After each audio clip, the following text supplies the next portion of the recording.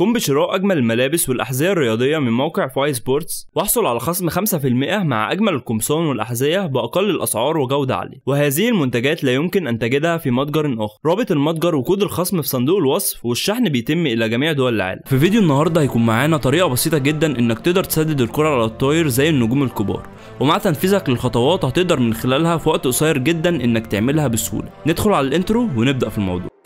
Too many thoughts on my mind, I can't sleep at night, so I just keep writing. I don't need no help, I don't need opinions, so don't waste my time then.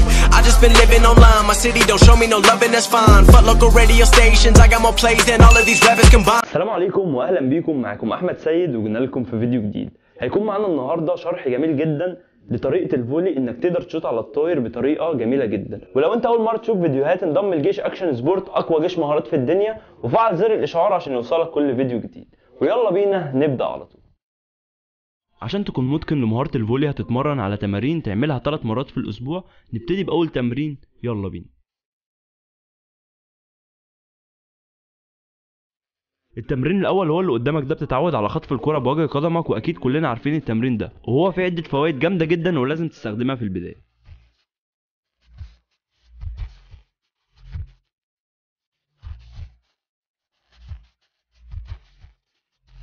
وده تمرين هتعمله بمساعدة زميل ليك، عشان لما الكرة بتجيلك تقدر انك تسدد الكرة على طول وتكون متعود عليها. عشان التمرين ده يخليك تتعود على خطف الكرة من المنطقة المظبوطة من القدم والمكان الصحيح من الكرة.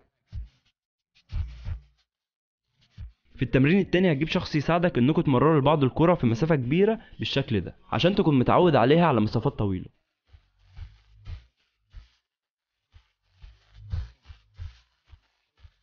هتحاول تتعود على التمرين ده في حدود 3 ايام في الاسبوع، وفي خلال مدة بسيطة هتكون متقن للحركة دي. التمرين التالت هيكون معاك شخص قريب منك يحدف لك الكرة وتتعود انك تصوبها بالشكل ده لمدة كبيرة، وحاول تاخد وقتك فيها وما تزهقش عشان تقدر تحسن نفسك في عمل الفولي.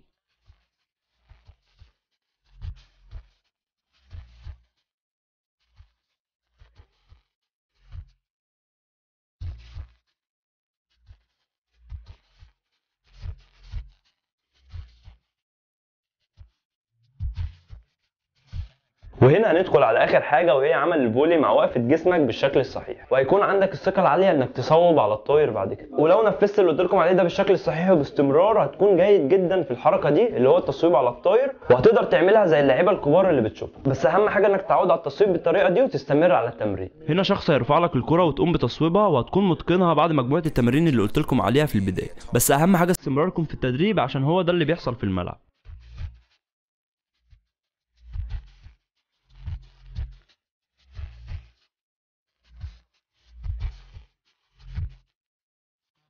وكده يا شباب انتهت حلقتنا، يا رب انها تنال اعجابكم. ما تنسوش اللايك، سبسكرايب، وراكم في التعليقات. اشوفكم في فيديو جديد باذن الله. سلام.